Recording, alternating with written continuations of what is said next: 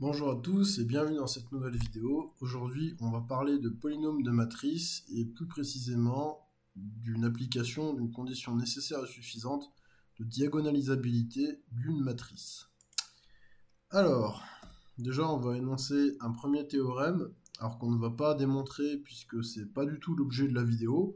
D'ailleurs, je vous incite à faire la preuve de votre côté. C'est un bon exercice.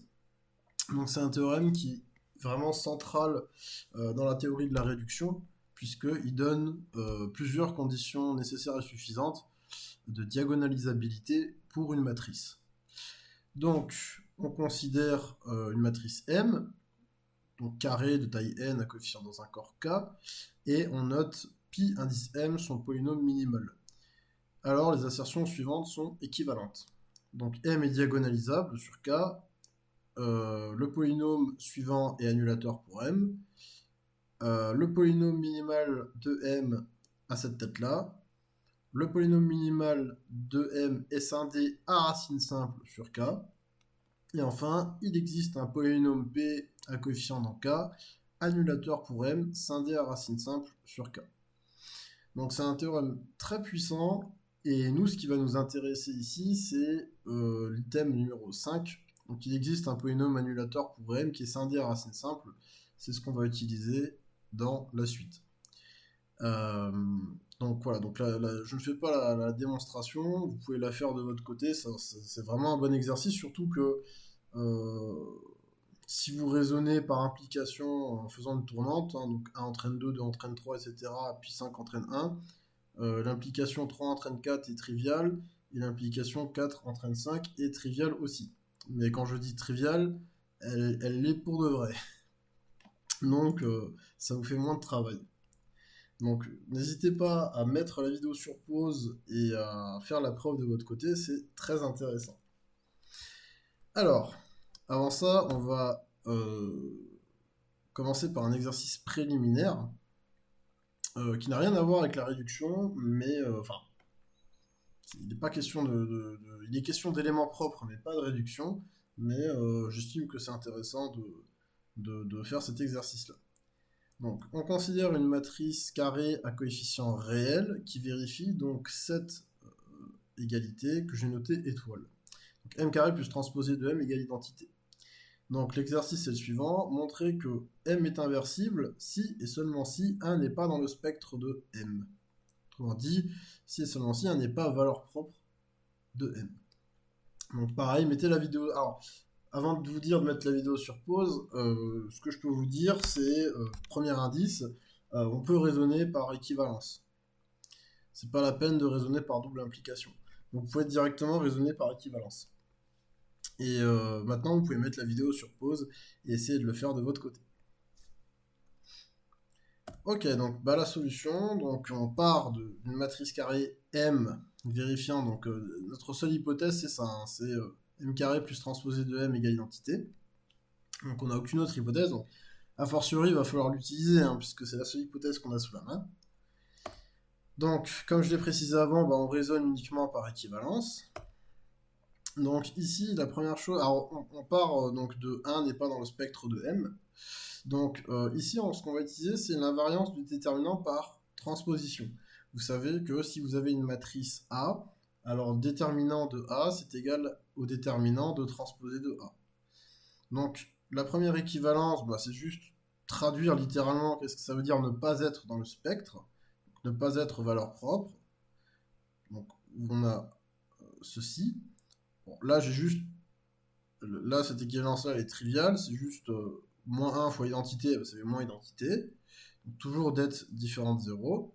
Et ici, donc, j'utilise l'invariance du déterminant par transposition.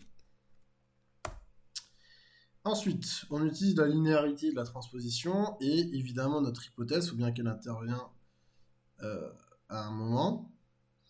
Donc, ici, donc, je reprends ce qui a été fait ici. Donc là, j'utilise juste la linéarité de la transposition. Transposer d'identité, bah, ça fait identité. Pour l'instant, sur les deux équivalences là, il n'y a pas grand-chose. À part la linéarité de la transposition, il n'y a rien. Et ensuite, là, du coup, j'utilise une hypothèse. Alors attention, ici, c'est moins m carré. hein, puisque transposé de m moins identité, c'est égal à moins m carré. Mais vous allez voir que le moins ne change pas réellement grand-chose. Mais bon, il faut le mettre puisque c'est comme ça. Donc là, on s'approche du but parce que nous, ce qui nous intéresse finalement, c'est de montrer que déterminant de m est non nul, puisque comme on est avec une matrice à coefficient dans un corps, ça caractérise le fait que la matrice m est inversible. Donc, une fois qu'on arrive ici, bah là, on utilise la multilinéarité du déterminant. Donc attention, c'est pas un moins 1 qui sort, c'est un moins 1 puissance la dimension, donc moins 1 puissance n. Donc moins 1 puissance n, par contre, c'est toujours non nul, quel que soit n, hein. Donc je peux toujours raisonner par équivalence, et j'obtiens donc déterminant de m carré différent de 0. Par multiplicativité du déterminant, c'est déterminant de m le tout au carré qui est différent de 0. Et par intégrité, on a déterminant de m qui est différent de 0. Donc, finalement, bah, comme on est sur un corps, ça caractérise le fait d'être inversible. Donc, on a m qui est dans gln de r, et donc on a bien démontré le résultat par équivalence. Maintenant, donc exercice numéro 2, donc là, application de la condition nécessaire suffisante qu'on a vue au début de la vidéo. Donc, on reprend en fait exactement le même énoncé, les mêmes hypothèses, enfin la même hypothèse en l'occurrence, et on demande de montrer que M est diagonalisable sur R. Donc là, évidemment, bah, comme avant, la seule hypothèse qu'on a, c'est étoile, donc il va falloir l'exploiter à un moment. Et bien sûr, on va utiliser le théorème qu'on a vu au tout début de la vidéo, donc il va falloir à un moment ou un autre parler de polynôme annulateur. Alors avant de vous montrer la solution, donc évidemment je vous incite à mettre la vidéo sur pause et à le faire vous-même, mais juste une petite remarque pour dire que là, ici on ne peut pas directement s'amuser à poser un polynôme annulateur puisqu'il y a transposé de m qui nous dérange. On a m carré plus transposé de m égale identité, donc on serait tenté d'écrire un certain polynôme annulateur, mais ici la transposée nous dérange. Donc il ne faut pas se précipiter, il faut voir qu'est-ce qu'on peut faire. Un indice, utiliser la transposition. Voilà, j'en dis pas plus. Ok, donc c'est parti pour la solution. Donc on part d'une matrice M, donc un coefficient réel qui vérifie donc étoile. Donc on passe d'abord à la transposée dans étoile. Et donc grâce aux diverses propriétés de la transposition, on obtient ça. Donc j'applique la transposée à étoile. Donc d'une part, bah, transposer identité, ça fait identité. Donc, pour ce qui est à droite, c'est réglé. Et ce qui est à gauche, bah là on utilise la linéarité et on utilise le fait que transposer de m, c'est égal à m. Donc on obtient finalement transposer de m au carré plus m égale identité. Donc c'est ce qu'on obtient là. Et ensuite, par contre, on réutilise l'hypothèse, c'est-à-dire l'égalité étoile, puisque là, là, encore ce qui nous gêne dans ce qu'on obtient, c'est transposer de m. Donc là, du coup, ce qu'on fait, c'est qu'on remplace transposer de m par son expression, qui est en fait une expression équivalente à étoile. Et donc transposer de m, c'est identité moins m au carré. Il suffit juste de voir ça par rapport à étoile. Et là, on peut remplacer transposé de m dans ce qui précède, et on obtient donc identité moins m au carré, le tout au carré, plus m égale identité. Donc là, je vous incite à nouveau à mettre la vidéo sur pause, même si on a déjà commencé la solution. Normalement, vous devriez voir plus ou moins apparaître un polynôme annulateur quelque part. Donc là, on arrive à cette égalité, et là, bah, on est plus ou moins sauvé parce qu'il n'y a plus de transposé de m qui traîne. On n'a que du m, enfin des puissances de m, et la matrice identité, mais on a quand même un carré qu'on aimerait bien développer.